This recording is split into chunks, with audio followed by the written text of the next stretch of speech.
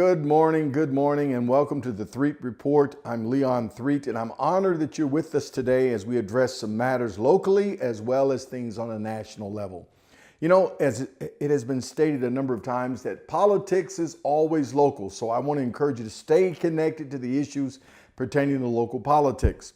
You know, we have a primary coming up in September here in Charlotte, Mecklenburg, and we have the general election come November. So stay connected to the issues, stay connected to the various candidates that are running for mayor in the Charlotte region, as well as city council and school board. Know the candidates, know where they stand on the issues.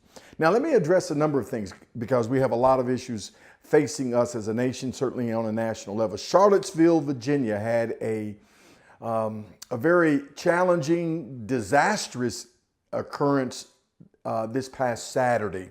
One young lady, a Heather, I think Ryler, was killed and 19 or 20 others seriously injured at a protest there in Charlottesville.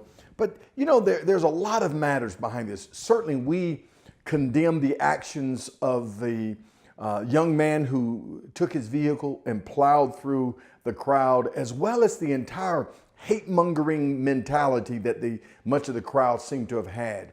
We know that some of the information surrounding it was a protest by the white supremacist group saying to the Charlottesville City Council they did not agree with removing the Confederate monument there in the park.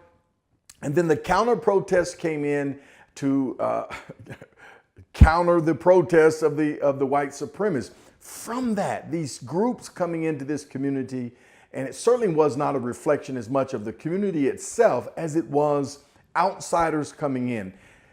Some have tried to use this to say, well, this is why we need to remove all of the Confederate Southern monuments from the South. Well, I don't think that's the answer. I don't think removing all remembrance of history, Southern history or American history, is the answer to this problem. What the answer is we've got to learn how to get along together. We've got to work together. You know, America is a great nation and we have a spotted history, but it is our history. And hopefully we can learn from the pains of the past. We can learn from the mistakes we've made in the past. Well, to repeat those mistakes through the actions of those this past Saturday is not showing the kind of progress that we have been able to achieve in this nation. You know, the Civil War has been over for nearly 150 years, Jim Crow laws for the last 75 years or so. And we've made progress, and we need to demonstrate that we are a people with a united history, not a perfect history, but a united history, but yet we can go forward. And we're seeing matters in this nation, certainly in the last several years, we've made some negative progress. We've gone back in some ways with the divisiveness and the hate and the bigotry and the racial divide that America has experienced in the last several years, in my opinion, under the Obama administration, led us backwards in some ways, making America far more racially divided than it had been in years previous to that. We had made progress, and now we see areas going backwards. We've got to begin to move forward away from the ugliness of our past and do what's right for America. And we are a united people, and we've got to begin to live like that. So removing the Confederate flags and monuments from all of the South will never remove the hatred from the hearts of individuals. That stuff is deeply embedded in people's history as well as deeply embedded in the hearts of many. And we've got to begin to lead in such a way and model in such a way that we are one nation. We are an American people with a common interest, with a common goal, and a common good for us all. And so I think we need to begin to do things differently. And just, protesting and fighting about monuments is not the answer, nor counter-protesting, trying to remove all of that. And we've seen some things in America that troubles me because we're seeing even the resurgency of segregation. On many of our school campuses and our college campuses, they're now asking for safe spaces for blacks and safe spaces for whites and safe spaces for Latinos. What? Segregation all over again. Listen, we've got to learn to live together, work together, and forge forward together as American people. And so I think we've got to find a way to get back on course as a nation. And one of the things I've said in the past, this is a responsibility first and foremost by the church. We've got to model before America how to live together, work together, and love together. The American dream, the American way of life, and the opportunities and privileges that we all have been given here in America. And so one of the important scriptures that I want to leave or give you as relates to getting beyond the divisiveness comes from Ephesians, the 2nd chapter. I shared this message in a number of places over the last several months, but it talks about in Ephesians 2:13 through 16, that in Jesus Christ we make up one new man, not Jew, not Gentile, but a new man in Christ, that we live harmoniously in Christ. And the divide between Jew and Gentile, the divide between races, the divide between gender has all been dealt with through the life we've been called to in Jesus Christ. That's where the church must model what it means to walk in love, what it means to walk together in agreement, what it means to elevate one another before you prefer yourself, preferring one another before you prefer yourself. That's what we've been called to do, and model that as the church. And the church must do that. And so I want to challenge my brothers and sisters in the Lord to live out and communicate what it really means to be one nation under God, indivisible, with liberty and justice for us all. And until we live like that, we're going to continue to have a divided America. Now, so not only are we dealing with the matters that took place in Charlottesville, Virginia, but also we've been dealing with, for the last 2 weeks or so, the rhetoric and the hostility coming from North Korea. Now, this is a real threat. According to our intelligence community, they are saying that the threat that North Korea poses to America, to the Pacific, is a legitimate threat. And so I want to encourage you, what do we do about this? This is unbelievable. But we're talking about a major threat to the safety and well-being of South Korea, to Japan, to Guam, and even to the Hawaiian Islands, as this Kim Jong-un continues to threaten that region with nuclear war. He's even threatening America, even the mainland, the continental U.S. mainland here, with, intercontinental ballistic missiles and perhaps even a nuclear warhead on that. That's troublesome beyond measure. And the threat is real, and we need to take it very seriously. And so I want to encourage you, first of all, we need to be praying for the safety of humanity, because if we see this kind of thing continue to spread and be unleashed over the nations, it's very troublesome to see. Not only are we talking about a nuclear warhead, we're talking about what some would call a EMP, an electronic magnetic pulse that will take out the electrical grid here in the U.S., as well as shut your phones and all of the electrical devices, shutting them down. Now, I want to reiterate the importance of being prepared for almost anything. Now, this is real stuff. This is the kind of things that we read in the book of Revelations that we've been hoping that would never take place in our lifetime. But we're living in such a troublesome time that we could witness a nuclear explosion over nations and in nations in our lifetime. And so I want to encourage you to pray, but I also want to encourage you to be prepared, meaning that you need to go to our website and ask and get our book that we've been sharing on storm warnings, that we talk about what to do if such a time did occur in your lifetime.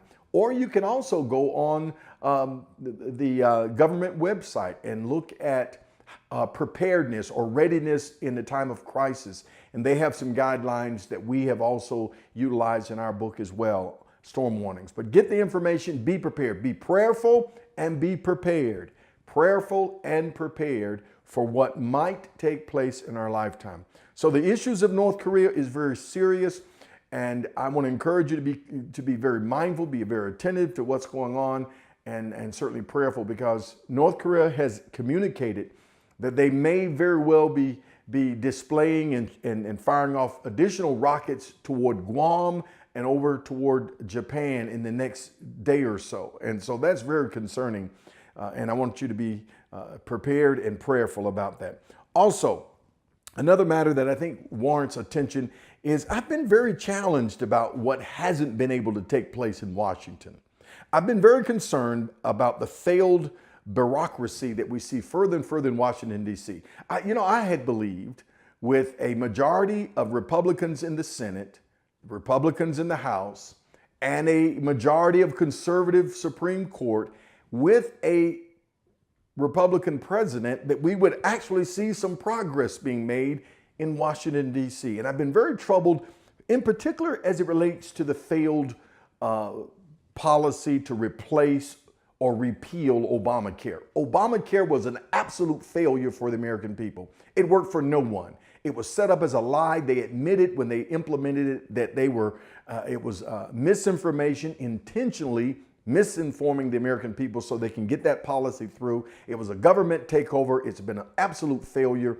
And I was really hoping and praying that we would have been able to repeal that by now, and to see the Republican majority Senate failing to do its job to repeal Obamacare has been an absolute disappointment. Now, I listened to a little bit of what Majority Leader Mitch McConnell had said. He made some statement about the president being new to the Washington circle, and that he wasn't aware of just how long it takes to get things done. Well, I'm sorry, Mr. Mitch McConnell, you failed miserably to lead the Senate in repealing Obamacare, because the American people expected you, along with the Republican majority, to repeal Obamacare. Most of the senators ran on that campaign promise that they would repeal and replace Obamacare. So if I may say to all of the viewers, please contact your senator, contact the House of Representatives and say, listen, we want to repeal Obamacare as soon as possible. I am encouraged that the House majority, the House, U.S. House, where economic expenditures come from, they did in fact pass a portion of repealing and replace in the House of Representatives, but it failed miserably in the Senate. And I was very disappointed in Senator McCain leading the failure of repealing Obamacare. So contact your senator, contact your congressional representative and say, listen, we want to repeal Obamacare as soon as possible. Let's get moving forward and getting a health care plan that works for the American people and not just for the bureaucrats in Washington, D.C. I thought it was interesting. Someone in the House, and I believe it might have been the Senate as well, was trying to implement a piece of legislation that says whatever the House and Senate passes, they must live by. If they could pass that, they would get Obamacare repealed and replaced rather quickly. So we perhaps need to put a little pressure on them to say, how about you living by the policies that you implement, and maybe you'll do your job a little bit better. We've got to have a change in Washington, D.C., and not just a change in parties, but a change in mindsets and the change in how business is being done. The American people's work is not being done in Washington, D.C. as it should be. And I want to challenge you to contact your senators and your congressmen and congresspersons to say, let's do the people's business and not your own. Now, here's another issue that came up in the last day or so, and that's the Trump administration halted the Obama administration's LGBTQ transgender mandate that was implemented and imposed upon the military. I was quite encouraged by Mr. Trump's courageous stand to say we will not implement a transgender policy in the U.S. military. What was happening under the Obama administration, you could go into the military and ask for a gender change and the military would pay for it. What? How about insanity in the military? And I was encouraged that President Trump says, no, we're not going to do that. We're not going to use the military as a gender experiment, a social engineering or whatever they wanted to call it.